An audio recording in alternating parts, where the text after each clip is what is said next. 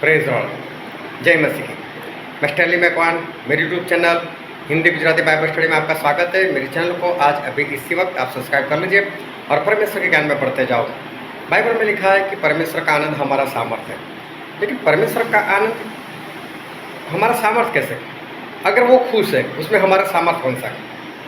हमारा सामर्थ्य तो हमारा बल होना चाहिए, लेकिन परमेश्वर अगर हम पर खुश है तो इससे हमारे सामर्थ्य पर क्या असर पड़ता है?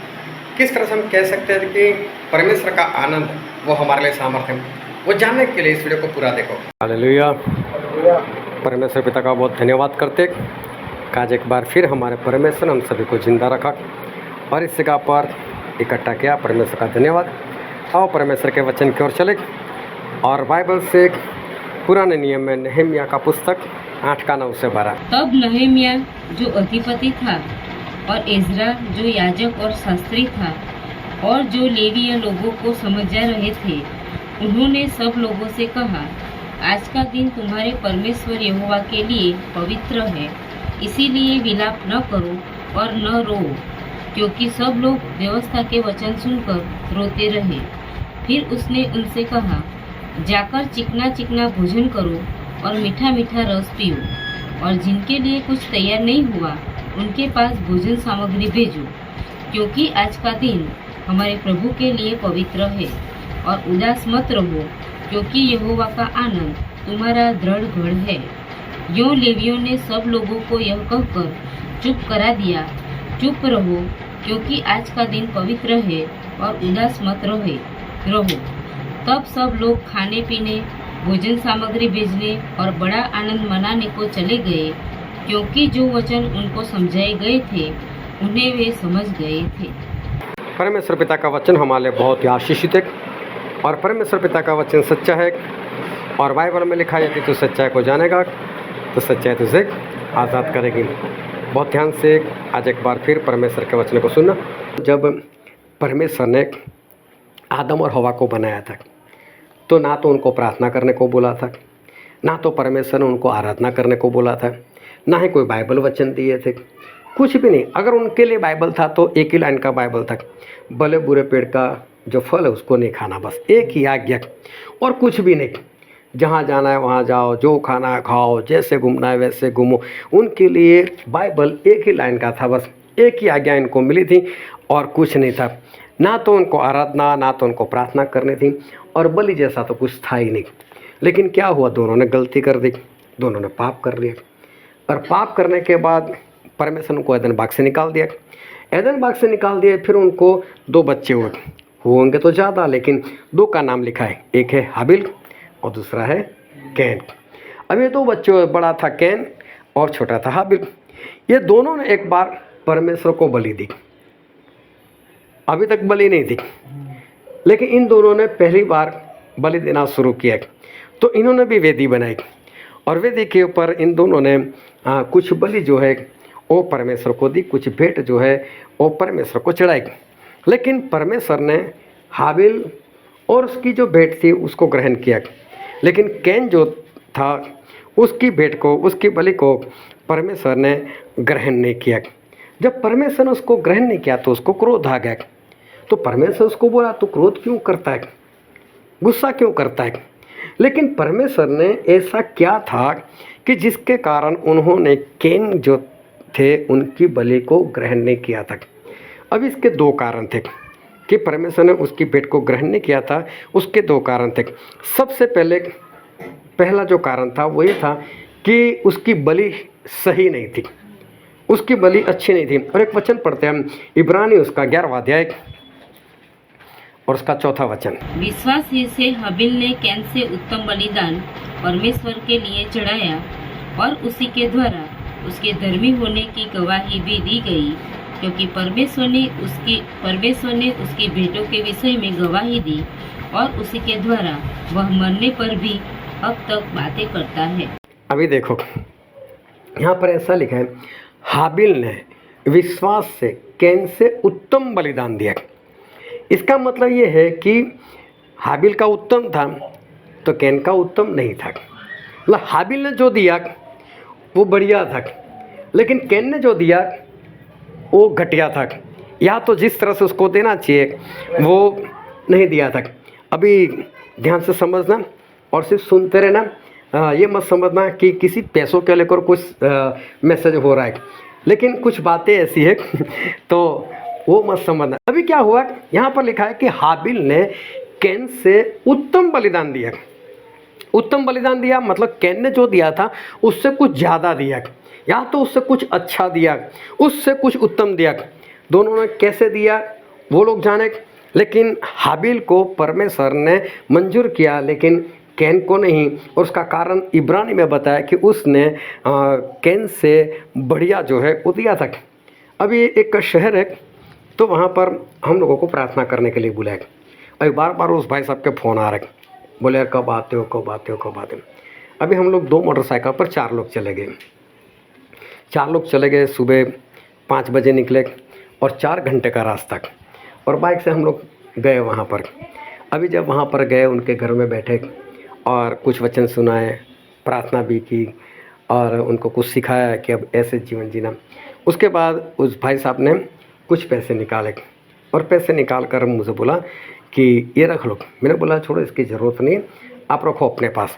तो बोले नहीं नहीं नहीं, आप इतने दूर से आए हो तो मुझे देना ही चाहिए, और आप दोनों तो दोनों बाइक लेकर आए तो आप दोनों बाइक में पेट्रोल भरवा देना।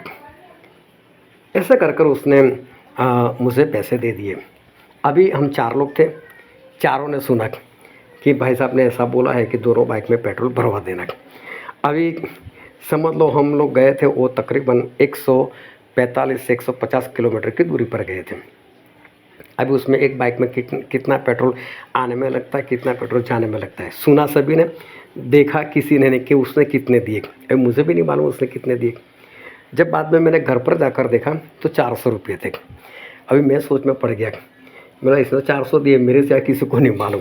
अभी उसने बोला है दोनों बाइक में मैं बोला चलो ठीक है कोई बात, दूसरी बाइक वाला सोचेगा मुझे तो कुछ मिला ही नहीं, लेकर तो हो गया।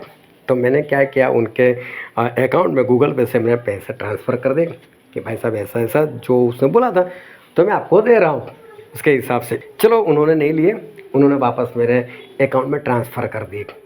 लेकिन उनके दिमाग में कितना आया होगा वो तो आज तक मैंने उनको नहीं बताया कि पैसा उसने कितना दिया था। लेकिन जब बोल रहे कि भाई 2 बाइक का पेट्रोल, तो कोई भी सोचेगा कि कम से कम 300 किलोमीटर के हिसाब से तो उसने दिया ही होगा, हो सकता है उससे ज़्यादा भी दिया होगा। लेकिन जब बलि की बात आती है, जब भेंट की बात आती है, तो इंसान जो है उसको परमेश्वर को देना है तो परमेश्वर को उसको किस तरह से उसको देना चाहिए। मेरी लड़की जब बड़े वाली छोटी थी, छोटी मतलब 4 महीने की थी, अभी हम लोग भी नए नए माता पिता बने थे, तो ऐसा सुना था कि 4 महीने के बाद उसको बाहर का भी खाना खिला सकते। तो मैंने बोला ऐसे लोगों को सुनकर कुछ नहीं करना है, डॉक्टर के पास चले जाते हैं। तो डॉक्टर मैंने बोला सिर्फ पूछना ही है इसको कि इसको कौन सा खाना खिलाए, कैसे खिलाए। तो एक लेडीज़ डॉक्टर थी बच्चों की, तो हम उसके पास चले गए। सिर्फ हम पूछा कि इसको क्या खिला सकते हैं, कैसे खिला सकते। तो उसने कुछ आइडिया बताया, ऐसे ऐसे करना है। बस 2-4 मिनट बातें की, फिर हम तो उठकर आने वाले थे, लेकिन मैंने सोचा चलो एक बार पूछ लेते कितने पैसे। तो मुझे साहब कुछ कहाँ लेने वाले, तो मैंने बोला, तो बोले 120 रुपये, और ये भी 25 साल पहले की बात मैंने बोला फोकट में पूछने के लिए आया अभी देखो वहाँ पर हम समझौता नहीं कर सकते। उसने मांगा और हमने दे दिया। अगर ना देते तो बोलते कि ऐसे कैसे नहीं दोगे, क्योंकि वो तो अपना कारोबार जो है वो कर रहे। लेकिन मैंने बहुत लोगों को ऐसे बोलते हुए सुना है, जब परमेश्वर के दास को कुछ देते तो बोलते फूल नहीं, फूल की पंखड़ी लो तो मैं बोलता तो कुछ नहीं, लेकिन कई बार मैं बता भी देता हूँ। मैं उनको नहीं बताता, लेकिन जब आप ऐसे प्रचार होता है आम बात में मैं बता देता हूँ कि कई लोग ऐसा करते हैं कि फूल नहीं, फूल की पंखड़ी। तो मैंने बोला ये फूल की पंखड़ी डॉक्टर को दिया करो डॉक्टर फूल नहीं लेकिन फूल की पंखड़ी। तो वहाँ तो डॉक्टर को ये भी नहीं बोल सकते डॉक्टर साहब आपने इतना ज़्यादा ले लिया, जितना बोलेगा उतना देंगे। हाँ, उसके लिए कुछ भी करेंगे, किसी से उधार लेकर आएंगे, लेकिन वहाँ पर तो देना ही देना है, तो देते। वहाँ पर कोई पंखड़ी नहीं बोलता। चलो ये तो डॉक्टर की बात छोड़ो, वकील, पुलिस वाले, कहीं पर भी वो जो मांगता है उतना उसको देना ही पड़ता है। अभी कि भाई सब जलकर मर गए, मतलब खुदकुशी नहीं, कुछ हादसा हो गया और चलो मर गए।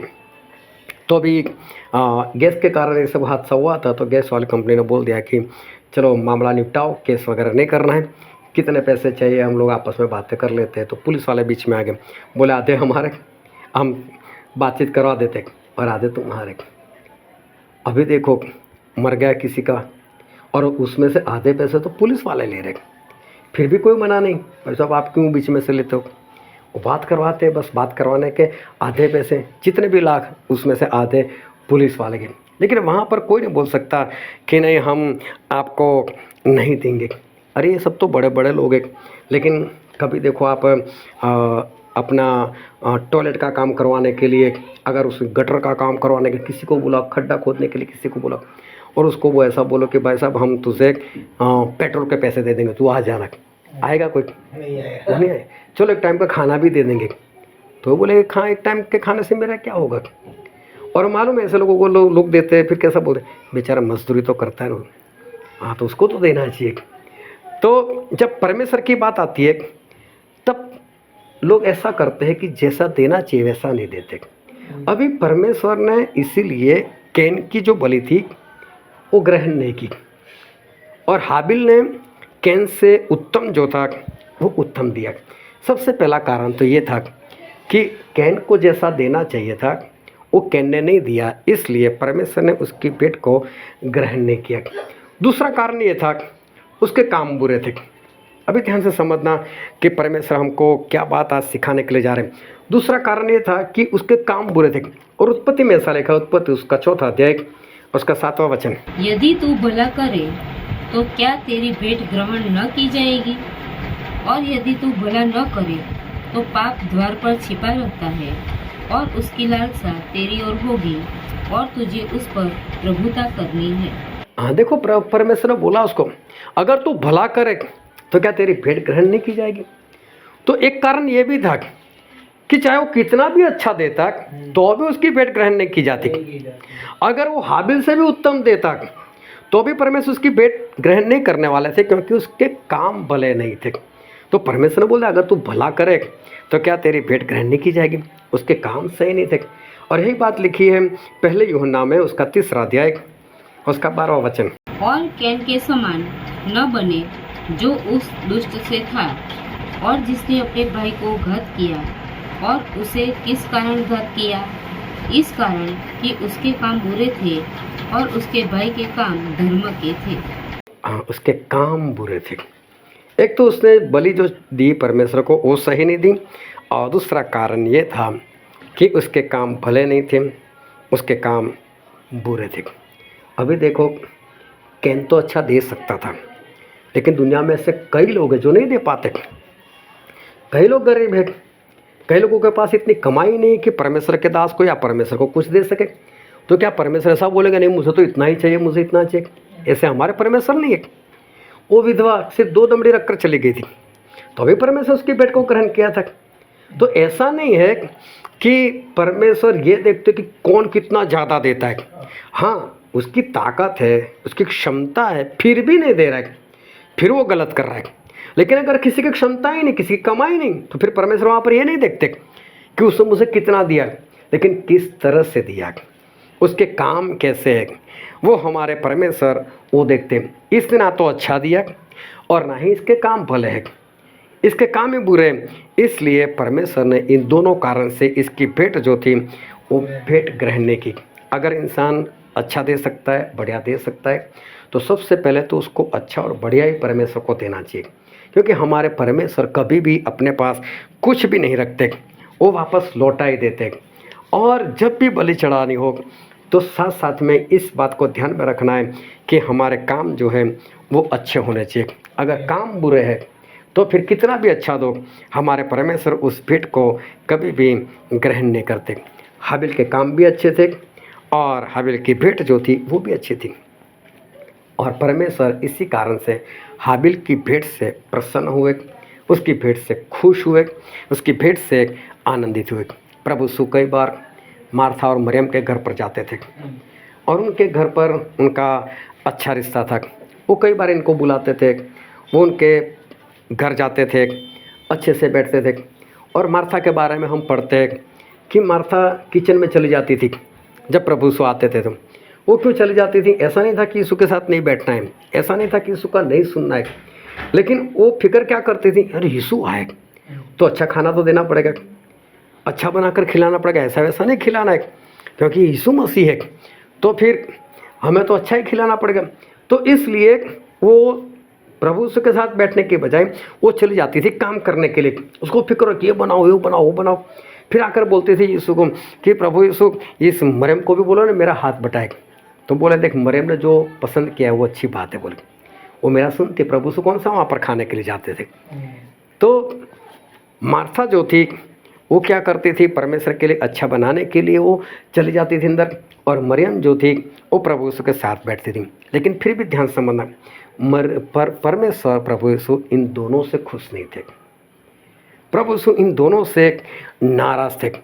एक कारण तो ये था कि उनके माता पिता, माता के बारे में तो जिक्र है, लेकिन उनके पिता जो थे उसका नाम था सिमोन, और सिमोन थे कोढ़ी और थे फरीसी, और वो लाजरस और ये मरियम और मार्था उनके पिता थे।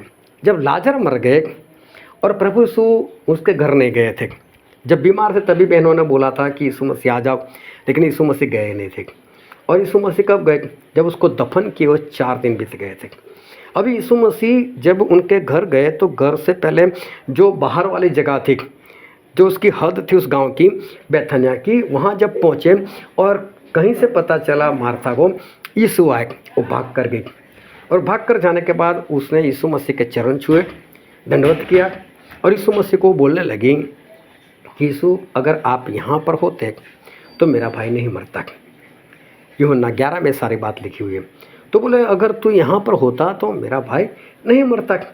फिर एक बात और उसने बढ़ाकर बोली कि यीशु अगर अब भी आप कुछ भी परमेश्वर से मांगोगे तो परमेश्वर देंगे। अभी देखो बात हो रही लाजर की, लाजर मर गए उसकी बात हो रही, तू यहाँ होता तो मेरा भाई नहीं मरता, और आज भी अगर तू मांगे तो परमेश्वर तुझे कुछ भी दे सकते। तो अभी बात किसकी हो रही? लाजर की हो रही। तो फिर मांगना भी किसके लिए? लाजर के लिए होगा, लाजर की बात करें। मतलब आज भी तू अगर मांगे तो 4 दिन के बाद भी लाजर जिंदा हो सकता है। इसके कहने का मतलब है प्रभु से बोलते ठीक है तेरा भाई जिएगा।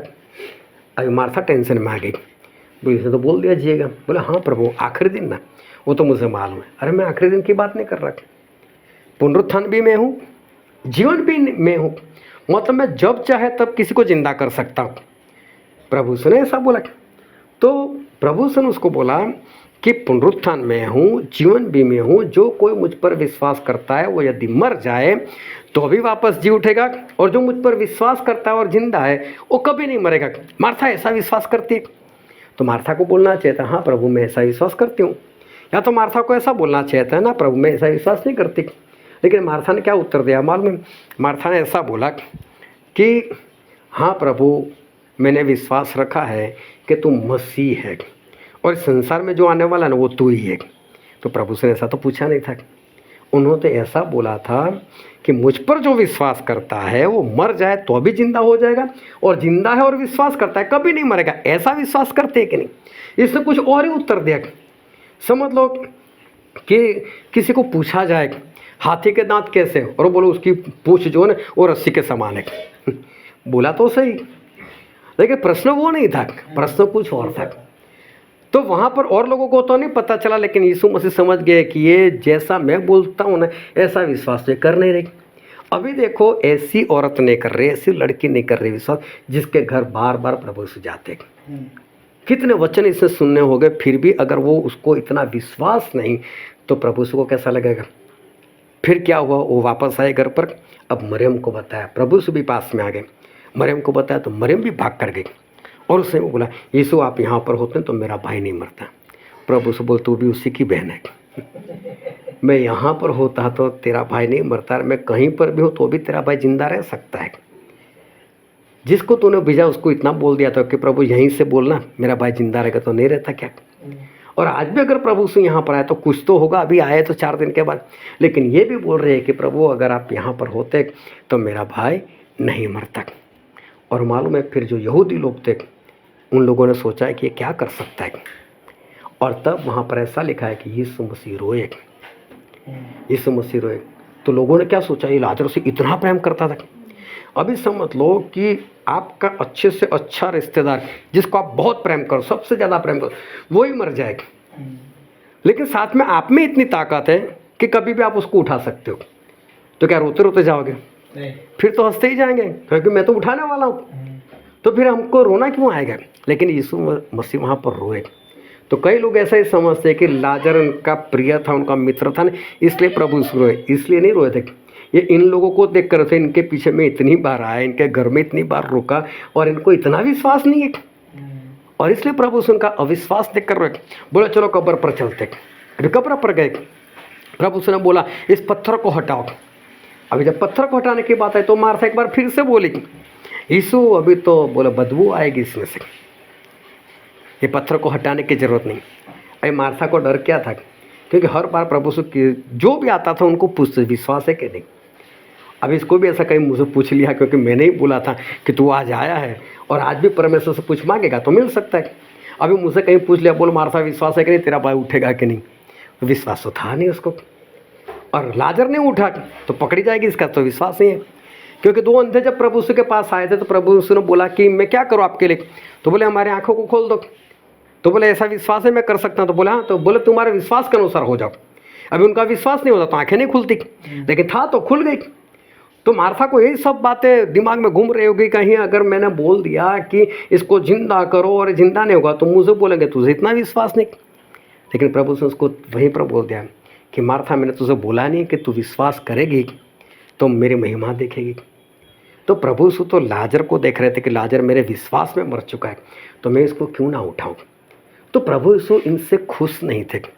मार्था और मरियम से बार बार गए थे, लेकिन उनके जीवन में जो विश्वास नाम की बात थी वो नहीं थी, इसलिए प्रभु यीशु उनके ऊपर खुश नहीं थे। क्योंकि एक वचन पढ़ते हैं इब्रानी उसका 11वां अध्याय उसका वचन 6, और विश्वास बिना उसे प्रसन्न करना अनहोना है, क्योंकि परमेश्वर के पास आने वाले को विश्वास करना चाहिए कि वह है और अपने खोजने वालों को प्रतिफल देता है। अभी देखो यहाँ पर लिखा है ना, विश्वास के बिना परमेश्वर को प्रसन्न करना हो नहीं सकता। तो परमेश्वर का प्रसन्न होता है हमारा विश्वास देखकर। परमेश्वर को कितना भी अच्छा मार्था खिलाए, मरियम खिलाए, कितना भी दान दे, लेकिन अगर वो विश्वास नहीं रखे तो परमेश्वर उससे कभी भी प्रसन्न नहीं हो सकते थे। ये भेंट उनकी कभी भी ग्रहण नहीं की जाएगी और प्रभु उससे कभी भी प्रसन्न नहीं हो सकते थे। तो ध्यान से समझते रहना कि प्रभु यीशु बार बार जाते थे इनके घर, लेकिन फिर भी इनसे खुश नहीं थे।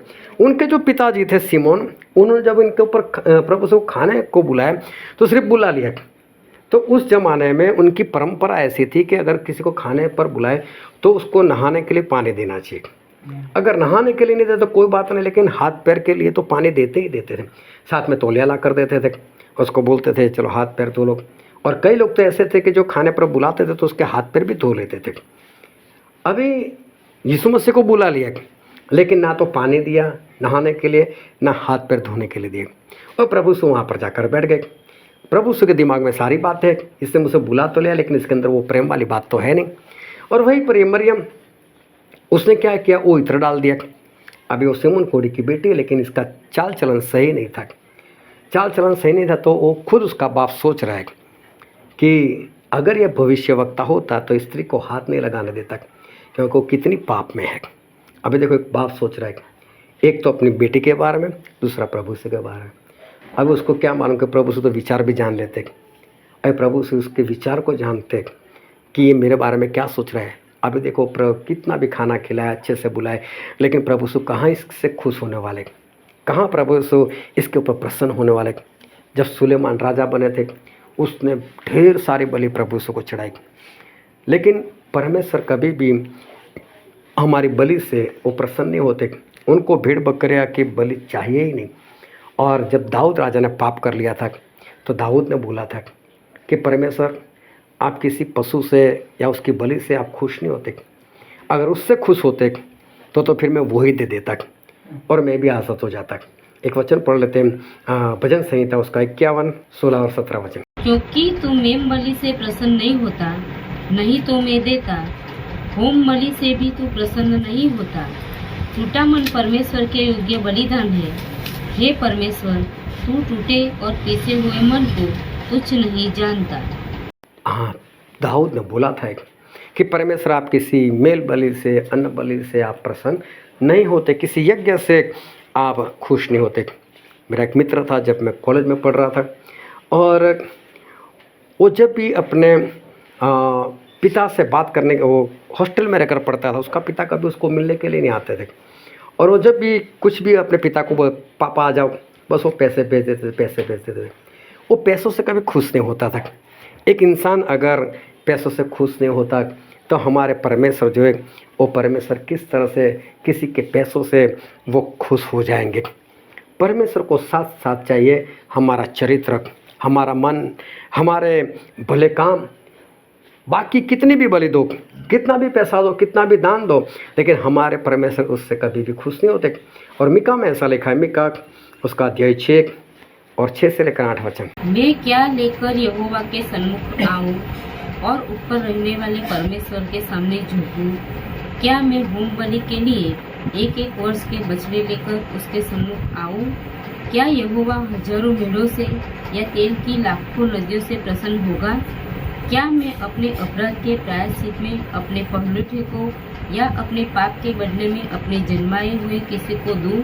हे मनुष्य, वह तुझे बता चुका है कि अच्छा क्या है, और यहोवा तुझसे इसे छोड़ और क्या चाहता है कि तू न्याय से काम करे और कृपा से प्रीति रखे और अपने परमेश्वर के साथ नम्रता से चले। हाँ, परमेश्वर क्या चाहते हैं? बोलो मैं 1000 भेड़ बकरियाँ भी दे दूँ, तेल की नदियाँ बहा दूँ, परमेश्वर इससे खुश नहीं होते। परमेश्वर को ये सब कुछ नहीं चाहिए। परमेश्वर को ये चाहे हम भलाई से जीवन जिए, हम लोगों की भलाई करो, परमेश्वर के साथ नम्रता के साथ चले, हम उनकी आज्ञाकारी करें, उससे हमारे परमेश्वर खुश होते। वही हमारी सबसे बड़ी भेंट है परमेश्वर के लिए, और ऐसी भेंटों से हमारे परमेश्वर खुश होते। जब सुलेमान राजा बने तो परमेश्वर ने उनको दर्शन दिया, और दर्शन देकर बोला सुलेमान बोल तुझे क्या चाहिए? तो देखो सुलेमान काफ़ी कुछ मांग सकते थे। वो अपने लिए सोना चांदी मांग सकते थे, अपने लिए एक लंबी आयु मांग सकते थे, बड़ा महल मांग सकते थे, लेकिन मानो सुलेमान ने क्या मांगा कि परमेश्वर आपने मुझ पर इतनी दया की कि आपने मुझे राजा बना दिया। अभी देखो राजा भी कितने लोगों के ऊपर, बोले अनगिनत लोगों के ऊपर, मैं इतने बड़ी प्रजा में मैं राजा बन चुका हूँ, तो परमेश्वर मैं इनका न्याय कैसे करूँगा, मैं इनको संभालूंगा कैसे? इसलिए मुझे तो ज्ञान दो, बोले समझ तो मुझे। और देखो परमेश्वर बहुत खुश हो गए उससे कि सुलेमान तूने अपने लिए पैसा नहीं मांगा, तूने अपने लिए सोना नहीं मांगा, अपनी लंबी आयु को नहीं मांगा, कुछ भी नहीं मांगा, तूने जो भी मांगा मेरे लोगों के लिए मांगा। तो परमेश्वर खुश हो गए, और परमेश्वर खुश हो गए तो परमेश्वर ने क्या बोला, इसलिए मैं तुझे सोना चांदी भी दूंगा, तेरी आयु को भी बढ़ाऊंगा, और तेरे जैसा ज्ञानी ना पहले कोई हुआ था ना तेरे बाद में कोई होगा। देखो इसने एक चीज़ मांगी, लेकिन उस चीज़ से परमेश्वर इतना खुश हो गए कि परमेश्वर ने जो नहीं मांगा था ना वो भी इसको दे दिया। अगर परमेश्वर हमसे खुश हो जाए ना तो हम जो मांगते हैं ना वो तो छोड़ो, उससे ज़्यादा भी हमारे परमेश्वर जो है वो हमको देंगे। तो हमारे परमेश्वर प्रसन्न किससे होते? हमारी कौन सी भेंट से हमारे परमेश्वर प्रसन्न होते? हम क्या मांगते हैं जिससे हमारे परमेश्वर प्रसन्न होते? तो वो सब समझने की ज़रूरत है कि हमारे परमेश्वर सही में हमसे क्या चाहते। इसलिए परमेश्वर जब अपनी प्रजा के ऊपर खुश थे, उन्होंने बोल दिया कि मेरी जो प्रजा है इसके ऊपर जादू टोना कभी भी असर नहीं करेगा।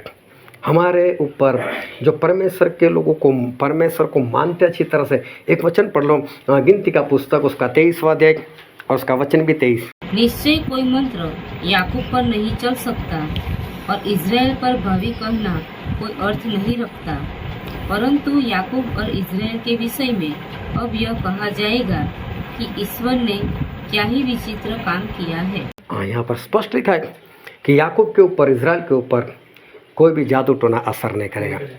और देखो आज भी इज़राइल देखो पूरे वर्ल्ड में सबसे छोटा, लेकिन फिर भी देखो पूरे वर्ल्ड के ऊपर राज कर रहा है कि नहीं। परमेश्वर जिसके ऊपर खुश है उसको कोई झुका नहीं सकता। और देखो आज इज़राइल पूरे वर्ल्ड के ऊपर अच्छी तरह से राज करे, उसकी टेक्नोलॉजी इसके लिए नहीं, उसके पास पैसा है इसके लिए नहीं, उसके पास अक्ल है इसके लिए नहीं, लेकिन सब कुछ हो रहा है वो सिर्फ और सिर्फ परमेश्वर की वजह से हो रहा है, क्योंकि परमेश्वर उसके ऊपर खुश है। इसलिए आज इज़राइल जो है इतना आगे। आज कोई भी इज़राइल के ऊपर हमला कर दे तो सिर्फ इज़राइल के पास ऐसी टेक्नोलॉजी है कि कोई अगर मिसाइल मार दें उसको रास्ते में उसको फोगट कर सकता है, उसको व्यर्थ कर सकता है, तो उसको फोड़ सकता है। ऐसे सिर्फ इज़राइल के अंदर ताकत है और किसी के अंदर किसी के पास ये ना तो मशीन है ना तो ऐसी टेक्नोलॉजी है। अमेरिका भारत वाले भी उनके पास टेक्नोलॉजी मांगते हैं कि हमको ये वाली टेक्नोलॉजी तो चाहे जितने भी पैसे ले लो, चाहे कोई भी हम पर हमला करे तो उस मिसाइल को हम रास्ते में गिरा सकते हैं। लेकिन ये ज्ञान इनके पास कहाँ से? क्योंकि जब परमेश्वर प्रसन्न होते तब परमेश्वर सब कुछ देते। और यशायाह भविष्यवक्ता के पुस्तक में ऐसा लिखा है, उसका 54वां अध्याय उसका 17वां वचन, जितने हथियार तेरी हानि के लिए बनाए जाए उनमें से कोई सफल न होगा, और जितने लोग मुद्दे होकर तुझ पर नालिश करें उन सबों से तू जीत जाएगा। यहोवा के दासों का यही भाग होगा और वे मेरे ही कारण धर्मी ठहरेंगे। यहोवा की यह वाणी है। देखो, परमेश्वर के दासों का यही भाग है, ये परमेश्वर उनको देते। अगर हम परमेश्वर के पीछे सच्चे मन से चले और परमेश्वर अगर हम पर खुश हो जाए तो परमेश्वर क्या बोलते, तेरे विरुद्ध में कोई भी हथियार कोई भी बनाएगा लेकिन वो तुझ पर प्रबल नहीं हो सकता। परमेश्वर उस हथियार को बीच में ही नाश कर देंगे और हमारे तक परमेश्वर उसको नहीं पहुंचने देंगे। जब हमारे परमेश्वर हमसे प्रसन्न हो जाते हैं, जब हमारे परमेश्वर हमसे खुश हो जाते हैं, तब ये घटना होती है। जब हमारे परमेश्वर हमसे खुश होते हैं तब कोई जादू टोना हम पर असर नहीं करता, कोई हथियार हम पर असर नहीं करता और हमारा कुछ भी बुरा जो है वो नहीं हो सकता, क्योंकि हमारे परमेश्वर जो है वो हमसे खुश है। जब हमारे परमेश्वर हमसे प्रसन्न रहते तो जो हम नहीं मांगते वो भी हमारे परमेश्वर हमको दे देते हैं। और रोमिया 8:31 में लिखा है कि अगर परमेश्वर हमारे साथ तो हमारे विरोधी कौन? जब परमेश्वर हमारे साथ तो हमारा विरोधी कौन? लेकिन परमेश्वर हमारे साथ कब? जब हमसे प्रसन्न होंगे। जब हमारे परमेश्वर हमसे प्रसन्न तो हमारे विरोध में कोई भी नहीं आ सकता। वैसे इस संसार के सुख सुविधा तो बहुत लोगों के पास हो सकती, लेकिन जीवन सिर्फ हमारे परमेश्वर के पास है। क्योंकि कई लोग होते हैं जो नमक खरीद तो सकते हैं लेकिन खा नहीं सकते, चीनी खरीद तो सकते हैं लेकिन उसको खा नहीं सकते। तो परमेश्वर की आशीष ये है कि जब हमारे परमेश्वर हमसे प्रसन्न रहते हैं तो हमारे परमेश्वर हमारी भेंट को, हमारे बलि को वो मंजूर करते हैं, हमारे परमेश्वर उसको ग्रहण करते हैं और हमारे परमेश्वर हमको अच्छे से चलाते हैं। और जो वचन आज हमने पढ़ा था जो है नहमी का पुस्तक, और जो वचन हमने पढ़ा था वहाँ पर ऐसा लिखा है, हम पढ़ते हैं उसका 10वां वचन। फिर उसने उनसे कहा, जाकर चिकना चिकना भोजन करो और मीठा मीठा रस पियो, और जिनके लिए कुछ तैयार नहीं हुआ उनके पास भोजन सामग्री भेजो, क्योंकि आज का दिन हमारे प्रभु के लिए पवित्र है। और उदास मत रहो, क्योंकि यहोवा का आनंद तुम्हारा दृढ़ गढ़ है। यहोवा का आनंद हमारा दृढ़ गढ़ है। उसका सही मतलब होता है कि परमेश्वर का जब हम हमारे पर खुश रहते, हमसे आनंदित होते, जब परमेश्वर आनंद करते हमारे अंदर, तब समझ लो वो हमारा सामर्थ्य बनते। हमने गाना गाया ना, प्रभु का आनंद है मेरी ताकत। तो प्रभु का आनंद मेरी ताकत है। जब वो हमसे खुश होंगे, अगर हम किसी पर खुश नहीं होंगे तो हमारे पास कितना भी पैसा हो मांगने के लिए तो भी बोलेंगे चल जा। हाँ, जब हम किसी के ऊपर खुश है तब हम उसकी भलाई चाहते हैं ना। तो परमेश्वर हमसे खुश रहे तो उनका सामर्थ्य वो हमारा सामर्थ्य हो जाता है, क्योंकि वो हमसे खुश है। और हमसे खुश कब है? जब हम परमेश्वर को उत्तम बलि चढ़ाते हैं। हमारे से जितना हो सकता है उसमें से अगर हम कम कर दें, हम दे सकते हैं लेकिन फिर भी नहीं देंगे, तो फिर परमेश्वर खुश नहीं होते। अगर हम कितना भी अच्छा दें लेकिन हमारे काम अच्छे नहीं है तो भी परमेश्वर प्रसन्न नहीं होते। हम परमेश्वर को कितना भी अच्छा दे, खिलाए पिलाए, लेकिन अगर हमारे अंदर विश्वास नहीं तो हमारे परमेश्वर हमसे प्रसन्न नहीं। तो हमें विश्वास भी तो करना है, हमें उत्तम बलि परमेश्वर को देने, हमारे काम अच्छे हमारे बनाने हैं। और ऐसी भेंट अगर हम परमेश्वर को देंगे, हमारी जीवित बलि देंगे, परमेश्वर को भावता हुआ बलि हम चढ़ाएंगे, तब परमेश्वर हमसे खुश होंगे। कई बार ऐसा होता है कि लोग बोलते हैं बस मैं रिटायर हो जाऊंगा ना, बाद में परमेश्वर की सेवा करूंगा, और उसके बाद तो तेरी कंपनी वाले तुझे नहीं रखने वाले वो लोग तेरे से काम नहीं ले सकते, तो तू परमेश्वर का कौन सा काम करेगा? तो परमेश्वर को ऐसी बलि नहीं चाहिए नींबू को पूरा नहीं छोड़ो लोग, अभी उसमें एक बूंद भी ना रहा, परमेश्वर इसमें रस भर दो तो मैं आपको ही दे दूंगा। अरे जब रस था तब तो खुद पी गए, है ना। तो हाँ, लोग अपने लिए काम करते हैं और जब कुछ नहीं रहा, अभी सब जगह से अभी आराम है, चलो बोला अभी परमेश्वर काम करेंगे। एक भाई साहब ने बोल दिया कि मैं रिटायर हो जाऊंगा, मतलब रिटायरमेंट पहले मांग लूँगा और जितने साल पहले मुझे रिटायरमेंट मिल जाएगी उतने साल मैं परमेश्वर की सेवा करूँगा। अभी 5 साल पहले उनको रिटायरमेंट मिल गया। अभी देखो वो कैसे चाहते थे कि जिसको VRS बोलते हैं, VRS का मतलब होता है कि हम हमारी मर्जी से रिटायरमेंट ले रहे हैं। अभी देखो कि जो पुराने लोग होते हैं उनकी तनख्वाह होती है लाख रुपए, कभी 1.5 लाख रुपए, बैंक में काम कर रहे थे, इतनी तनख्वाह होती। अगर वो निकल जाएंगे उसकी जगह पर कोई नया आएगा, काम तो वही करेगा, लेकिन उसको कितनी तनख्वाह होगी, 15,000 20,000। तो बैंक वालों को पैसे बचते। तो बैंक वाले ऐसे लोगों को जो अगर VRS लेना चाहते, स्कीम आती है ऐसे वॉलंटरी रिटायरमेंट स्कीम, तो उनको ज़्यादा पैसा देकर हटा देते, क्योंकि जो नया है उसमें काफ़ी पैसे उनके बचाए जाएंगे, तो ऐसा दे देते। तो ये भाई साहब इसका इंतज़ार कर रहे थे कि मुझे ज़्यादा पैसे मिले तब निकलूँ। अब 5 साल पहले ऐसा हो गया, ज़्यादा पैसे भी मिले और निकल भी गए वहाँ से। बोले अब मैं मेरे 5 साल जो बाकी है वो मैं परमेश्वर की सेवा करूँगा। मैं बोला चलो अच्छा है। अभी 5 साल के बाद ऐसा हुआ कि एक बार मैं अहमदाबाद में मैं बस में बैठने के लिए जा रहा हूँ, तो वहाँ मैंने एक सिक्योरिटी वाले को देखा, वो मुझे बोलता है प्रेस द लॉर्ड। मैंने उनको देखा, बोला भाई साहब आप सिक्योरिटी में कैसे? बोले हाँ मैंने 5 साल बोले थे, बस हो गए मेरे, अभी वापस मेरा काम कर रहा हूँ। ये कोई जीवित बलि नहीं है, ये परमेश्वर को भावता हुआ बलिदान नहीं है। जब हम परमेश्वर को पसंद आए ऐसी बलि चढ़ाते हैं, ऐसा हम परमेश्वर को देते हैं। हमारे काम हम जब हम अच्छे रखते हैं तो परमेश्वर हमसे प्रसन्न होते हैं, परमेश्वर हमसे आनंदित होते हैं, और जब परमेश्वर हमसे आनंदित होते हैं तो वो हमारा सामर्थ्य बन जाते हैं, क्योंकि हमसे प्रसन्न है। प्रसन्न थे दाऊद के ऊपर, तो देखो चरवाहे राजा बना दिए। तो अगर हमारे परमेश्वर हमसे प्रसन्न होंगे तो हमारे परमेश्वर को मालूम नहीं कहाँ से कहाँ पहुँचा देंगे। तो हमें ऐसे काम करने कि हमसे हमारे परमेश्वर प्रसन्न हो। हमको परमेश्वर को ऐसी भेंट चढ़ानी, ऐसी बलि देनी जिससे हमारे परमेश्वर प्रसन्न हो। हमें ऐसा विश्वास करना है कि जिससे हमारे परमेश्वर प्रसन्न हो, और जब हम ऐसा करेंगे तो हमारे परमेश्वर आनंदित होंगे और उनका आनंद वो हमारा सामर्थ्य बन जाएगा। हमें इस धरती के कोई भी वायरस हमें असर नहीं करेंगे, और इस धरती के ऊपर चाहे कैसी भी घटना हो, हाँ एक ही अधिकार शैतान को मिला है कि वो परमेश्वर के लोगों को मार सके। तो कोई बात नहीं, मरकर हम परमेश्वर के पास चले जाएंगे और तो कुछ हमको कोई कुछ नहीं कर सकता। हालेलुया। तो हम हमारी भेंट ऐसी बनाए कि परमेश्वर को प्रसन्न आए और परमेश्वर हमसे प्रसन्न रहे, ताकि हम आगे बढ़ सके और उनका आनंद हमारे लिए सामर्थ्य बन जाए। अब हम हमारे आंखों को बंद करें, हमारे मस्तकों को प्रभु से आगे झुकाए, जो राजाओं के राजा है, जो प्रभु के प्रभु है, जो हमेशा हमारे बीच में उपस्थित रहते हैं। मेरे प्रियो, जब भी हम वचन सुनते हैं तो वचन परमेश्वर हमें इसलिए देते हैं ताकि उस वचन के जरिए हमें हमारी कमी घटी जो है पता चले, और परमेश्वर चाहते हैं कि उस कमी घटी को उस वचन सुनने के बाद हम हमेशा के लिए दूर कर दें। और आज भी परमेश्वर ने हमसे कुछ बातें बताई, उन्होंने हमको सिखाया आज कि हाबिल की तरह हमें उत्तम बलि देनी है। हम परमेश्वर के लिए जितना कर सकते उतना हमको करना है, साथ में हमको हाबिल की तरह हमारे काम भी अच्छे रखने हैं, कैन की तरह हमें बुरा नहीं करना है, तब हमारे पेट ग्रहण की जाएगी।